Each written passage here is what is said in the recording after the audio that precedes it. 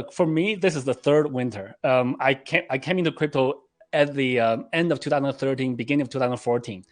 That was a high. Bitcoin in December 2013. Bitcoin reached the high of $1,000, and then it dropped for like 2 years. And then 2017, it reached another high of $19,000. And then there was a winter, so that was my second. And then 2021, there was another all-time high of 68,000, and then now we're kind of in a winter again. So this is the third time for me, and this is the second time for Binance. We have this mentality that this will happen. So even though the history doesn't predict the future, well, we kind of know that crypto goes through this crazy cycles, and traditional stock markets also go through this crazy cycles. So for me, I think more recently we've seen more fear because more fear on the centralized exchanges part. So I think many of the fear come from the same people that were rooting for specific centralized exchanges that have failed, and now they think every other centralized exchange will fail.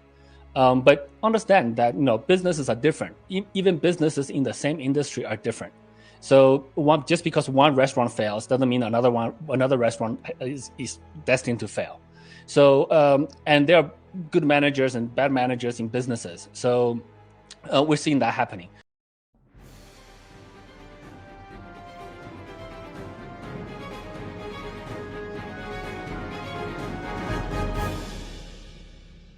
People have been attacking CZ back and forth since the FTX collapse, and many still question if the same will happen with Binance. CZ goes through 2022 in the crypto space and his company in this video. Pay close attention to ensure you protect your money and what to do in 2023 to make the best out of the bear market that's still going.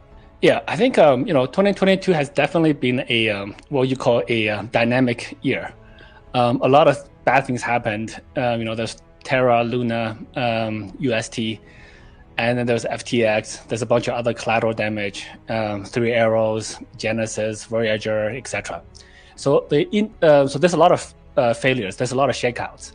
But at the same time, there's still a lot of development going on. There's a lot of building. So Ethereum moved away from proof of work into a proof of stake. What we call the merge, which is a very significant step if you think about how much implications that has. So that's a very big one. NFT is still moving forward. We're seeing Twitter allowing users to upload NFTs of their profiles, Facebook, Reddit, all following that. The blockchain technologies continue to advance. So we see more layer one protocols launching. We see more zero knowledge ZK proofs making progress. BNB Chain launched its zero knowledge scaling technology, ZK-BNB, and a number of other projects on ZK EVM applying to launch next year. And then on the regulatory front, we also see a lot of progress. EU passed the MiCA bill, which provides a lot more clarity for the regulatory environment in the EU, which is one of the largest markets in the world. Binance over 2022 have got 14 licenses globally, and about I can't remember the exact number, maybe like somewhere around 8 to 10 licenses in the US. Binance US got 8 to 10 new licenses in 2022. So that's pretty significant. Internationally, Binance.com, France, Italy, Spain, Poland, Cyprus, Australia, New Zealand, Abu Dhabi, Dubai, Bahrain, Kazakhstan, and Japan, and South Africa. So all of these countries, we got registrations or licenses this year. So as much FUD as there is, there's a lot of progress. So, and also at Binance.com, I think we're quite proud to stick to our values in these turbulent times. So we are increasing the user transparency. We topped up our Seifu fund to $1 billion again because of the crypto price dropped. Our business continued to grow. We surpassed 130 million users globally. We have 7,800, 900 employees right now with over 100 nationalities all over the world. And also we have invested more than 500 million through Binance Labs on Web3 and blockchain projects. So Binance NFT has 600,000 weekly users and 3 million gaming NFTs listed. And Binance Academy hosted 26 million unique visitors to our learning materials in 2022 alone. and we donated 15 million US dollars equivalent in 2022 to different projects, in life-changing projects in 20 different countries. We've seen growth in the number of users actually, so in this industry, and yeah, as much as we have we see issues in the industry, I think the strong players are still growing. Oh, and lastly, BUSD is now the third largest market cap stablecoin. BUSD is not issued by Binance; it's issued by Paxos, which is an NYDFS regulated entity, and it has the largest, highest fiat backing, 96%, and 4% in treasury bills. So all of those things are happening. So there's a lot of FUD, there's a lot of skepticism, there's a lot of fear, there's a lot of questions, but also there's a lot of the strong builders are building. So I think, yeah, 2022 is a dynamic year, and it's tough, but no, we're still progressing. And there's more. What about the proof of reserves and liabilities to prove that Binance is on the right track? So I think, look, the current crypto businesses are becoming much more transparent than traditional businesses, including banks, traditional financial institutions, etc. So we're able to do proof of reserves on the blockchain. I know there is a lot of questions about proof of liabilities, audits, and all of this topics. Well, there's a few different topics here. Number one is the proof of reserves. We have to do step by step. Binance have a lot of different coins. We have like 600 different assets that's supported on Binance, and we have a lot of trading pairs. We have a lot of products, including margins, loans, etc. So within our user ecosystem. So to be able to do proof of reserves on all of these assets takes some time. So we did BTC first, and then we're doing Ethereum, BNB, and the top coins first. The top coins cover 90-something% of the user assets. It changes from day to day, but no, they cover the majority. So it does take time. So we're doing that. We want to get the results out fast instead of waiting for a quarter and do them completely. So we're doing one by one, asset by asset, and we'll continue to increase the coverage of the proof of reserves. The second thing is people ask about is audits. Right now, having third-party audit firms are important, and we're working with a number of them right now. But many of the traditional audit firms are not so familiar with crypto, so we're actually educating them on how to do proof of reserves, etc. So that's also ongoing. And then the third part is about liabilities. It's actually quite difficult. So we could do an audit, say, look, we have no liabilities, and traditional firms have the liabilities versus assets, etc., and they will match up. We actually don't have much of that. Well, we actually don't have any of the loans, and we don't have any other liabilities. This is hard for people to understand sometimes.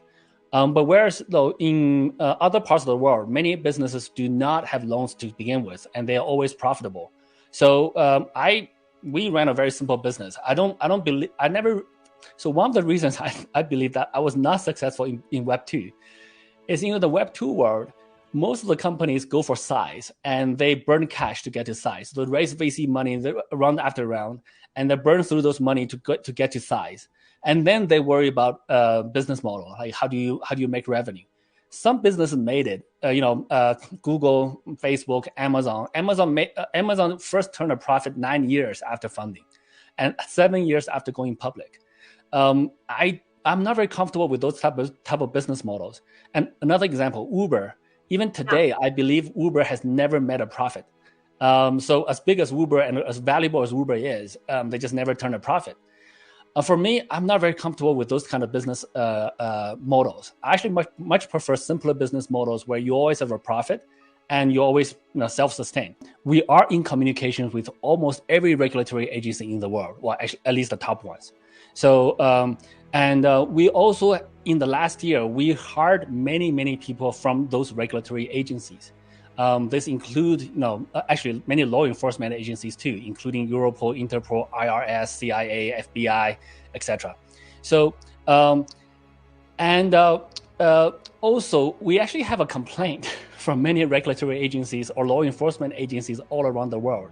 CZ also goes further, explaining on how his company is not failing. I think, first of all, Binance is not just a centralized exchange. So Binance.com is a centralized exchange. But we also found a CoinMarketCap, which is access to free information. We found Trust Wallet, which is a decentralized wallet. We found a lot of developers for BNB chain and other blockchains too. So we have a whole ecosystem of projects, both centralized and decentralized. I think more recently we've seen more fear because more fear on the centralized exchanges part. So yeah, I think many of the fear come from the same people that were rooting for specific centralized exchanges that have failed, and now they think every other centralized exchange will fail. But understand that businesses are different. Even businesses in the same industry are different. So just because one restaurant fails doesn't mean another restaurant is destined to fail. So and there are good managers and bad managers in businesses. So we're seeing that happening. But overall, the consumer confidence is shaken, and the regulatory scrutiny will increase. So we do see quite a lot of fear in the industry. But overall, we just recommend people to adopt your risk management principles, be risk averse. And for crypto businesses, never use your native token as collateral. Share life of proof. Be more transparent. Keep strong reserves. Avoid excessive leverage, and build very strong security protocols. We launched a recovery initiative, or some people call it a fund, but it's not a traditional fund. So many crypto players like Jump Crypto, Polygon, Amanico brands have joined. They committed over $50 or $100 million. I don't know the exact number. And then Binance committed to more than $1 billion US, and we're actually deploying those funds to different projects in the crypto space. So yeah, a lot of things are happening. There is some shakeup, but guess what? We've seen this many times. When a problem happens to one centralized exchange, people do withdraw a bit more from centralized exchanges. And then when a DeFi rug pull happens, people move their funds back into centralized exchanges. So the funds move back and forth. And we want to provide more choices for our users. So we're happy with anywhere they store crypto, as long as they come into crypto. And what can we expect for 2023, Got? Both Bitcoin and crypto as a whole, what should we do to ensure we take the best out of this bear market? I think 2023 is probably going to be a recovery year. So we've seen that, in bear markets, a lot of people get shaken out. But the guys who stay, they will actually lay the foundations for the next bull run. And also, even though as bad as 2022 is, we call it a winter. But this winter is way warmer than the last one. The bottom of the last one is like $3,000 US, and this winter the bottom is like $16,000, which is still like 5-6x improvement. So I think going into 2023, we just gotta continue building products people use. I think we're seeing a number of other use cases instead of just trading. NFTs are getting traction. DeFi is getting traction. Payments are getting traction. Remittances are getting traction. So all of those use cases, I think, will continue to build into 2023. Binance Card, I think, is now available in 5-6 countries. We're adding 9 more in the next quarter or so. So a lot of things are happening. So yeah, and then also wallets. I think we still need a lot more better wallets in the ecosystem. So we'll continue to invest a lot more there. Yeah, so there's quite a lot of different stuff. I don't have a specific blueprint. Can we really survive the next crypto winter with all the fear in the markets? Look what CZ has to say. In a turbulent time like this, the simplest thing to do is just be the stable force. So as long as we provide us platforms in a stable manner, make sure deposits, withdrawals, trading, all of our products work. And in a dynamic environment like this, if you're just stable, that's it. That's all we gotta do. It's actually pretty simple. So I think all the FUD will go away. They will actually prove themselves wrong, and then people will lose. Those FUD sources will lose credibility, and people will stop believing them, and they actually will believe us more. So I think for us, it's very simple. We just got to be the stable force in this dynamic environment. Look, for me, this is the third winter. I came into crypto at the end of 2013, beginning of 2014. That was a high. Bitcoin in December 2013. Bitcoin reached the high of $1,000, and then it dropped for like 2 years. And then 2017, it reached another high of $19,000. And then there was a winter, so that was my second. And then 2021, there was another all-time high. of 68,000, and then now we're kind of in a winter again. So this is the third time for me, and this is the second time for Binance. We have this mentality that this will happen. So even though the history doesn't predict the future, well, we kind of know that crypto goes through these crazy cycles, and traditional stock markets also go through this crazy cycles. So for me, this is nothing new. This is fully expected. This didn't catch us by surprise, and actually we are benefiting from it. We're leveraging this opportunity. We're hiring more people. We're investing in more companies. We're doing more mergers and acquisitions. We're helping the industry to grow. So we're actually taking advantage of this opportunity. So I am pretty confident. I'm very confident we will survive the winter. And this winter is actually way warmer than the last couple of winters. The winter in 2014, Bitcoin price was $200. The winter in 2018, the Bitcoin price was $3,000 at the lowest point. Right now, we're still like $16,000, $17,000, $18,000. We're fine. So I'm pretty confident we will survive. We have the cash reserves. We're still profitable even today. And that's it for today. If you enjoyed this video and want to see more, please leave a like and subscribe. Also, let us know your thoughts in the comments below if CZ is right about this crypto winter. We want to hear you. Thanks.